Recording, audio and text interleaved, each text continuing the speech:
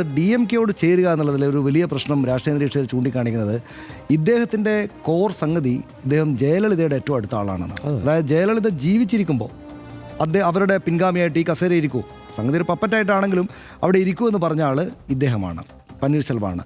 അപ്പോൾ ജയലളിതയുടെ ഏറ്റവും അടുത്ത ആൾ എന്ന നിലക്കുള്ള ഇദ്ദേഹം ജയലളിതയുടെ ഏറ്റവും കടുത്ത എതിരാളിയുടെ പാളയത്തിലേക്ക് DMK-യോടുള്ള ശത്രുത ഇപ്പോൾ കുറഞ്ഞിട്ടുണ്ടാകും ചിലപ്പോൾ ഒരുപക്ഷെ, അല്ലെങ്കിൽ രാഷ്ട്രീയം മാറിയിട്ടുണ്ടാകാം.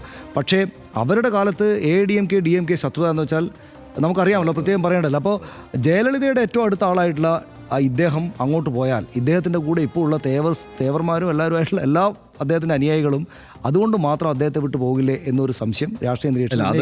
അതിനകത്തൊരു പ്രശ്നമുണ്ട്. കാരണം അത്രയും വലിയ തേവർ സമുദായത്തിന്റെ വലിയ പിന്തുണ ഇദ്ദേഹത്തിന് ഇല്ല. അത് ഉള്ള ആളുകൾ പോകുന്ന അതിന്റെ കാരണം ഞാൻ പറയാം. അതായത് തേവർ വോട്ട് ബാങ്ക് എന്നത് പരമ്പരാഗതമായി കേരളത്തിൽ പറയത്തില്ലേ, ഈഴവ വോട്ട് ബാങ്ക് എന്ന് പറഞ്ഞാൽ CPM-ൻ്റെ ആണ് എന്ന് പറയുമല്ലോ. ഏതാണ്ട് അതുപോലെ തന്നെ തേവർ വോട്ട് ബാങ്ക് എന്ന് പറയുന്നത് ADMK-ക്കൊപ്പമാണ് ഇവിടെ നിന്നിട്ടുള്ളത്, ഈ പ്രദേശത്തെ വോട്ടുകൾ പ്രത്യേകിച്ച്. അപ്പോൾ അത് ഇപ്പോഴും, അതായത് പന്നീർസെൽവം ഇല്ലെങ്കിലും ആ വോട്ടുകൾ അവിടെ തന്നെയാണ് ഏതാണ്ട് നിൽക്കുന്നത്. അതുകൊണ്ട് ഇദ്ദേഹത്തിന് അങ്ങനെ വലിയ സ്വാധീനശേഷി ഇപ്പോൾ ഇല്ല.